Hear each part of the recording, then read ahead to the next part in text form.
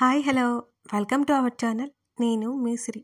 ఈరోజు మనం చెప్పుకోబోయే కథ ఇష్టమైన సకుడా పార్ట్ 45. నా దగ్గర ప్లాన్ సిద్ధంగా ఉంది.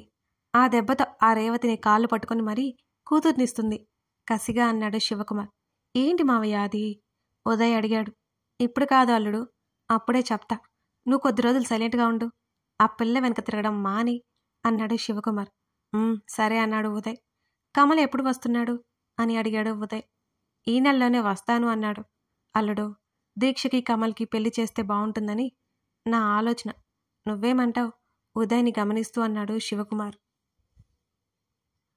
నీ మాట నేను ఎప్పుడైనా కాదన్నానా మావయ్య? ఎవరు ఒప్పుకున్నా ఒప్పుకోకపోయినా కమల్కి భార్య దీక్షే అవుతుంది అని అన్నాడు నవ్వుతూ. శివకుమార్ కూడా నవ్వాడు అల్లుడు మాటలకు. నువ్వు నా మేనల్లుడు అవడం నా అదృష్టం అల్లుడు అంటూ అల్లుడిని హత్తుకున్నాడు శివకుమార్. ఉదయ్కి తాగి ఎక్కువైంది. జాగ్రత్తగా తీసుకెళ్లి గదిలో పడుకోబెట్టాడు. శివకుమార్ ఇంకా తాగుతూ ఆలోచిస్తూ ఉన్నాడు. ప్రకాష్ మీద పంతం, ప్రతాప్ మీద కోపం, గగన్ని నాశనం చేయాలని ఆలోచన శివకుమార్ది. ఆ రోజు రేవతిని పెళ్లి చేసుకుని ఆ ఇంటికి అల్లుడవ్వాలంటే ప్రకాష్ తనకి అవకాశం లేకుండా చేశాడు. రేవతిని చేసుకోనని ముఖం మీద చెప్పింది. అతన్ని కాదని ప్రతాప్కిచ్చి పెళ్లి చేశారు. అయినా ఆ కుటుంబంతో ఎలాగైనా అతనికి సంబంధం కావాలి. అందుకే ప్రకాష్ పెద్దనాన్న కొడుకైనా రాజేంద్రతో ఫ్రెండ్షిప్ చేసి తన చెల్లి రజనిని రాజేంద్రకిచ్చి పెళ్లి చేసి ఆ కుటుంబంలో భాగమయ్యాడు శివకుమార్. ఎలాగైనా ప్రకాష్ కుటుంబానికి మనశ్శాంతి లేకుండా చేయాలి. అదే అతని జీవిత లక్ష్యం.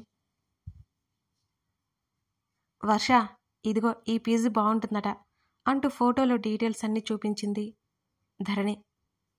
నీకెలా తెలుసు ధరణి అని వర్ష అడగ్గా ఆ మాటకి ఏం చెప్పాలో ధరణికి అర్థం కాలేదు. బావ ఫ్రెండ్ పంపాడట అంది నెమ్మదిగా. గగన్కి తనకి ఉన్న రిలేషన్ వర్షతో కలపడం ఆమెకి ఏమాత్రం నచ్చలేదు. కానీ తప్పలేదు కూడా. ఆ ఫోటోలన్నీ చూసి నాకు బాగా నచ్చింది ధరణి, రేపు షిఫ్ట్ అవుతాను అని అంది వర్ష. ధరణి చిరునవ్వుతో చూసింది వర్షని. వర్ష, ఒకటి అడగనా అనగానే ఏంటన్నట్టు చూసింది వర్ష. నువ్వెవరైనా ప్రేమించావా అని అడిగింది ధరణి. ఎస్. ఆ మాటలకి ధరణి ముఖం వెలవలాబోయింది. ఎవరు? కంగారు పడుకో, గగన్ మాత్రం కాదు. వర్ష చెప్పగానే తడబడింది ధరణి. వర్ష అస్పష్టంగా పలికింది. తన కళ్ళల్లో నీ మీద ఇష్టాన్ని చూశాను ధరణి. అంతేకాదు, రాత్రి మీ ఇద్దరిని దగ్గరగా చూశాను. నువ్వు తన కోసం పడిగాపులు కాయడం చూశాను అని వర్ష నవ్వింది. నీకేం పర్లేదా అని అడిగింది ధరణి. ఎందుకు పర్లేదు? I like him. కానీ ఇప్పుడు కాదులే, ఒకప్పుడు. తను అప్పుడే చెప్పేశాడు నీ మీద నాకు అటువంటి ఫీలింగ్ లేదు అని. ఒక వ్యక్తి మనల్ని వద్దు అని రిజెక్ట్ చేశాక మళ్ళీ అతను వెంట పడలేం కదా. అసలే నాకు ఈగో ఎక్కువ అంటూ వర్ష నవ్వింది. అది ఈగో కాదు, సెల్ఫ్ రెస్పెక్ట్ అంది ధరణి ఆలోచనగా. ఎందుకంటే వర్షలాగే ప్రణతి కూడా గగన్ అంటే ఇష్టం. అతను రిజెక్ట్ చేయగానే ప్రణతి ఊరుకోలేదు. ఇప్పటికే గగన్ని ఎలాగైనా సాధించాలనుకుంటోంది. అందుకే వర్ష చెప్పగానే అలా టక్కున చెప్పేసింది. ఏమో, అదంతా నాకు తెలియదు. బట్ మా నాన్నమ్మ ఎంత చెప్పినా గగన్ని పెళ్లి చేసుకోవాలని ఆలోచన నాకైతే లేదు ఇప్పుడు. మా నాన్నమ్మ ఇక్కడే ఉండి ఎలాగైనా అతనికి ఇష్టం పడేలా చేయమని చెప్తోంది అని అంటున్నా. ఆ మాటలు వినగానే ధరణి ఆశ్చర్యంగా చూసింది. అందుకే జంప్ అయిపోతున్నాను ఇక్కడి నుంచి. యాక్చువల్లీ ఇంటికి దగ్గరలో లొకేషన్లో మా బ్రాంచ్ ఉంది. కావాలని దూరంగా నేనే ఆ బ్రాంచ్కి వెళ్తున్నా, రిక్వెస్ట్ చేసుకుని మరి అని వర్ష భుజాలు కదిలించింది. థ్యాంక్ యూ వర్ష అంది ధరణి కృతజ్ఞతగా. నువ్వేమనుకుంటున్నావు? నేను కావాలి అని చెప్పగానే మా నానమ్మ మాటలు విని అత్తయ్య ఒప్పుకుంటుందని గగన్ నన్ను పెళ్లి చేసుకుంటాడని అనుకుంటున్నావా? అస్సలు చేసుకోడు. నేను ఎంత ప్రయత్నించినా అది నా వల్ల కాదు. అంతలో నా గొప్ప ఏం లేదు అంది వర్ష.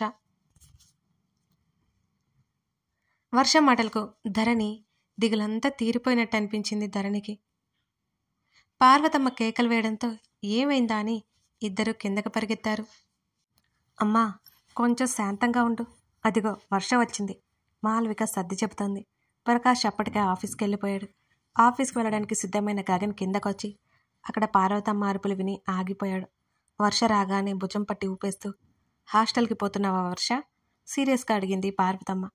నానమ్మ, ఆఫీస్ దూరమని వర్ష నసిగింది. దూరమైతే అది మానేసి వేరేది చూసుకో. ఇక్కడ అత్త ఉండగా అక్కడ ఎక్కడో ఉంటానంటావేంటే? పార్వతమ్మ మరింత గట్టిగా అడిగింది. ధరణికి కూడా మొదట్లో తన పరిస్థితి అచ్చు ఇలాగే ఉంది. గగన్కి తనంటే ఇష్టం లేదనుకొని బయటకు వెళ్ళడానికి ప్రయత్నం చేస్తుంటే రేవతి అలాగే అరిచేది. కానీ తన తల్లిదండ్రులు తన నిర్ణయానికి విలువ ఇచ్చారు. కానీ ఇక్కడ పార్వతమ్మ అరిచేస్తోంది. నానమ్మ, ప్లీజ్, అలా మారడానికి కుదరదు. నేను కష్టపడి తెచ్చుకున్న జాబ్. వర్ష సర్ది చెప్పడానికి చూసింది పార్వతమ్మకి. నీకేం తక్కువే? ఆస్తి ఉంది, చదువు ఉంది. ఇది కాకపోతే మరొకటి. నువ్వు బయట ఉండడానికి వీల్లేదు, పార్వతమ్మ గట్టిగా చెప్పింది. గ్రాని, తను వెళ్ళాలని చెప్తుంది కదా. ఆమె భుజం చుట్టూ చెయ్యేసి నచ్చ చెప్పడానికి చూశాడు గగన్. అది కాదు కన్నా, దానికి ఏం తెలీదు, పిచ్చి మొహంది. ఇక్కడ ఉంటే బాగుంటుంది. ఇక్కడైతే మీరంతా ఉన్నారు కదా అని పార్వతమ్మ. అప్పటి వరకు నిప్పులా ఎగిరిపడ్డ పార్వతమ్మ గగన్ దగ్గరికి వచ్చేసరికి మంచులా మారిపోవడం చూసి ధరణి నోరు వెళ్ళబెట్టుకుంది. ఎందుకు తెలీదు? అబ్రాడ్లో ఉంది తను. హైదరాబాద్లో ఉండలేదా ఏంటి అని అన్నాడు గగన్. పార్వతమ్మ గట్టిగా ఊపిరి తీసుకుని, నేను ఒక మాట అడుగుతాను, ఇస్తావా? మనవడి వైపు చూసింది ఆవిడ. అందరూ ఏమిటన్నట్టుగా చూశారు. ముందు విషయం చెప్పు గ్రాని అని అన్నాడు గగన్. నువ్వు నా మాట కాదు అనవనే ఉద్దేశంతోనే అడుగుతున్నాను అంటే 2 క్షణాలు ఆగింది పార్వతమ్మ. తెలియకుండానే ధరణి గుండె వేగంగా కొట్టుకుంటోంది. పక్కనే ఉన్న మెట్లు పక్కన గోడని గట్టిగా పట్టుకుంది. నువ్వు ఎంతో, వర్ష కూడా అంతే నాకు. దాన్ని ఇక్కడ వదిలేయడం నాకు ఏమాత్రం ఇష్టం లేదు. నువ్వు వర్ష పెళ్లి చేసుకుంటే చాలా సంతోషిస్తాను. దాని గురించి బెంగ ఉండదు. మీ ఇద్దరి పెళ్లి కంటే నాకేం కోరిక లేదు అంటూ గగన్ గడ్డం పట్టుకుని ఆవిడ కన్నీళ్లు పెట్టుకుంది. పార్వతమ్మ అలా అడుగుతుందని అక్కడ ఎవరూ ఏమాత్రం ఊహించలేదు. ధరణి నుదురు మొత్తం చిరుచెమటలు పరుచుకున్నాయి. అప్రయత్నంగా అడుగులు వెనక్కి వేసింది ధరణి. గ్రాని అంటూ ఆమె కళ్ళు తుడిచి, ముందు ఇలా కూర్చో అంటూ ఆమెను సోఫాలో కూర్చోబెట్టాడు గగన్. చెప్పు కన్నా, చెప్పు. వర్షని పెళ్లి చేసుకుంటావా? మీ ఇద్దరి ఈడి జోడి బాగుంటుంది. నీ ఎత్తుకు ఎత్తు, రంగుకు రంగు సరితూగుతుంది. వర్ష నీ భార్య అయితే మన కుటుంబం సంతోషంగా ఉంటుంది. ఆమె ఆదుర్ద పడుతూ అడిగింది ఆ మాట. గ్రాని అంటూ నవ్వు నవ్వాడు గగన్. ఆమె మాటలు వినడాని మాలవికి ప్రకాష్కి తెలుసు. ఎలా హ్యాండిల్ చేస్తాడా అని మాలవిక చూస్తోంది. వర్ష లాంటి అమ్మాయిని ఇష్టపడుకుంటే ఎవరుండరు అనగానే పార్వతమ్మ ముఖం వెలిగిపోయింది. మిగిలిన వారంతా షాక్కి గురైపోయారు. ధరణి అక్కడ ఉండలేకపోయింది. ఒక్కసారిగా ఏదో భయం ఆమెను నిలువెల్లా ఆవహించేసింది. అతను ఇష్టం లేదని చెప్పట్లేదు. ఏంటి? తను అక్కడ ఉండలేదు. ఆమెని ఎవరూ గమనించలేదు. ఒక్కసారిగా అక్కడి నుంచి పైకి పరిగెత్తింది ధరణి. మరి మీ ఇద్దరి పెళ్లికి ముహూర్తాలు పెట్టించేనా? అతను ఒప్పుకున్నాడు అన్న సంతోషంతో అడిగింది పార్వతమ్మ. గ్రాని, వర్షను పెళ్లి చేసుకోవడానికి తనలో నాకు లోపాలు ఏమీ కనిపించలేదు. కానీ నా భార్యగా నేను ఫీల్ అవ్వట్లేదు, అవ్వలేను కూడా. ఈ విషయం నేను ఎప్పుడో చెప్పేశాను. వర్షకు కూడా ఆ విషయం తెలుసు. వర్ష కూడా నా మీద అలాంటి ఫీలింగ్ లేదు. ఏం వర్ష అని అడిగాడు గగన్. అవునమ్మా, మా ఇద్దరికి అటువంటి ఫీలింగ్, ఒపీనియన్ ఏం లేదు. మేమిద్దరం రిలేటివ్స్, ఫ్రెండ్స్ అంతే అంటూ భయంగానే చెప్పింది వర్ష. ఆవిడంటే వర్షకి కాస్త భయం ఉంది. తల్లిదండ్రులు కూడా తనని తిట్టిపడేస్తారు. అసలు ఇక్కడ ఉంచడానికి కారణం గగన్ తను దగ్గరవుతారనే అందరి ఉద్దేశం. ఆ మాటలు విన్న పార్వతమ్మ ఏడవడం మొదలుపెట్టింది. మీ ఇద్దరు పుట్టిన దగ్గర నుంచి మీ మీద ఆశలు పెట్టుకున్నాను. మీరేమో ఎలా అంటున్నారు? నేను ఎవరి కోసం బ్రతకాలి? ఇది నా సొంత మనవరాలు కాకపోయినా నా కడుపున పుట్టిన వాళ్ళకంటే ఎక్కువగా పెంచాను. ఇది కూడా నన్ను లెక్క చేయట్లేదు. ఆ మాటలకి వర్ష మనసు కలుక్కుమంది. ఆమె కళ్ళల్లో నీళ్లు తిరిగాయి. పార్వతమ్మ ఏడవడం ఆపలేదు అసలు. నా మాట వినుకన్నా, వర్ష కంటే నీకు మంచి అమ్మాయి దొరకదు. పార్వతమ్మ ఏడుస్తూనే గగన్ని బ్రతిమాలతో ఉంది. ఓ పక్క, నాకు ఇష్టం లేదు గ్రాని. నా వైఫ్ అనే ఫీలింగ్ నాకు రావట్లేదు. అర్థం చేసుకో అని నచ్చజెప్పడానికి చూశాడు. పెళ్లి చేసుకుంటే అదే వస్తుంది గ్రాని. నేను ఆల్రెడీ నా భార్యని వెతుక్కున్నాను. అన్నాడతను విసుగు వస్తుంటే. పార్వతమ్మ కళ్ళు వెడల్పు చేసి చూసింది. గగన్ మాటలకి మాలవిక చిన్నగా నవ్వుకుంది. ఏంటి, అప్పుడే పెళ్ళాన్ని వెతుక్కున్నావా అంటూ బుగ్గలు నొక్కుంటూ అడిగి, ఎవరు, ఆ రేవతి కూతురేనా? తన అనుమానం ఎక్కడ నిజమవుతుందో అని పార్వతమ్మ భయపడింది. అవును, గగన్ క్షణమైనా ఆగకుండా సమాధానం చెప్పాడు. ధరణి కోసం అతని కళ్ళు అక్కడ వెతికాయి. ఇప్పటి వరకు ఇక్కడే ఉంది, ఎటుపోయింది అని చుట్టూ చూశాడు అతను. ధరణి అక్కడ లేదు. ఈ టాపిక్ రాగానే వెళ్ళిపోయి ఉంటుంది అని అతను అనుకున్నా. ఆ పిల్ల నిన్ను మాకు కాకుండా చేస్తుందని ముందే అనుకున్నా. చిన్నప్పటి నుంచి నీ వెంట తిరుగుతూనే నిన్ను బుట్టలో వేసుకుంటుందని నాకు అర్థం కాలేదు. ఉండబడ్డలేక పార్వతమ్మ అరిచింది. గ్రాని, గగన్ స్వరం సీరియస్గా వచ్చింది. పార్వతమ్మ తమాయించుకుంది. తన మనవడి కోపం వస్తే తన ముఖం కూడా చూడ్డానికి మాట్లాడడానికి ఇష్టపడ్డు మానేస్తాడని ఆవిడ భయం. మరేంటి, నీ మీద ఎన్ని ఆశలు పెట్టుకున్నాను. మీ ఇద్దరూ నా కళ్ళ ముందుంటారని ఆలోచిస్తుంటే ఆ పిల్లని పెళ్లి చేసుకుంటానని నువ్వంటావు. దీనికేమో అలాంటి ఒపీనియన్ లేదంట. వెటకారమాడి మళ్ళీ ఏడ్చింది. అతనికి కోపం వస్తున్నా ఆమె ఏడుస్తుంటే ఇక ఏం అనలేకపోయాడు. Mom, I have to go అన్నాడు. టిఫిన్ చేసి వెళ్ళు గగన్ అంది మాలవిక. సరే అంటూ తన అమ్మమ్మని చూస్తూ కళ్ళతోనే సైగ చేశాడు. మాలవిక కళ్ళార్పి సోకండాలు పడుతున్న తల్లిని అక్కడి నుంచి తీసుకుని వెళ్ళిపోయింది. వర్ష వైపు చూశాడు. కళ్ళు తుడుచుకుంటూ కనిపించింది అతనికి.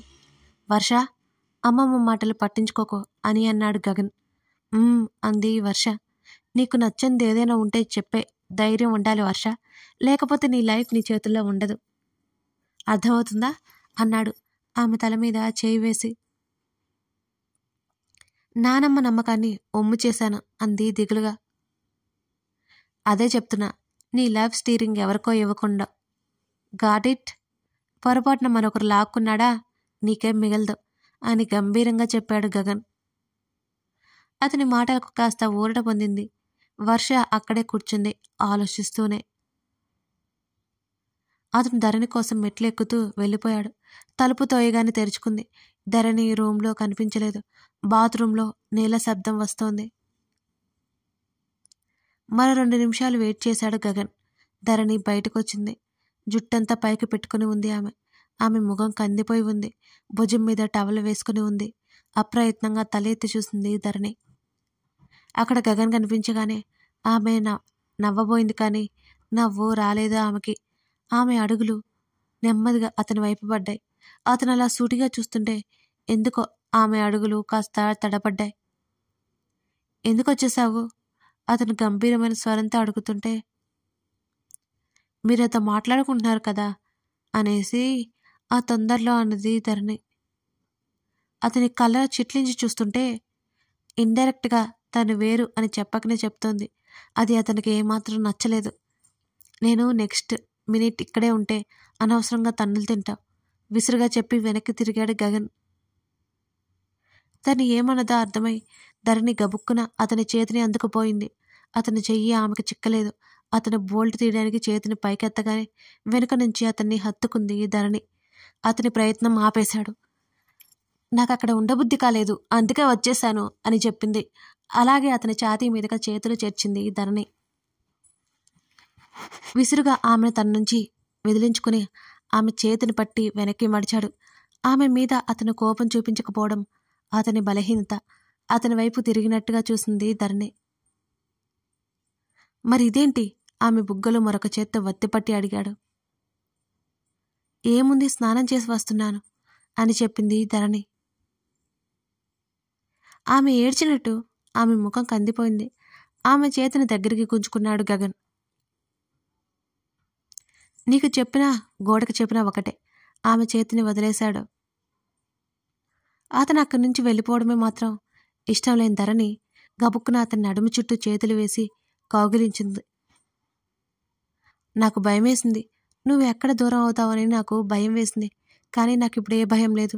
సడన్గా బామ్మగారు అలా రియాక్ట్ అవడంతో నిజంగానే నాకు భయం వేసింది అంటూ తలని అతని హృదయానికి ఆనించి చెబుతోంది ధరణి.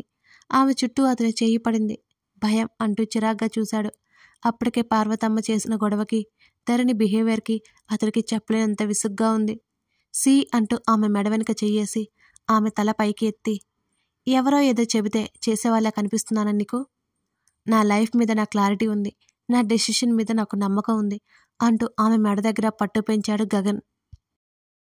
అతని ఆవేశాన్ని ధరణి ఎలా చల్లార్చబోతోంది? గగన్ ఇప్పుడు ఏం చెప్పబోతున్నాడు తెలుసుకోవాలి అంటే తర్వాత భాగం చూడాల్సిందే. లైక్ చేసి కామెంట్ చేయడం మర్చిపోకండోయ్.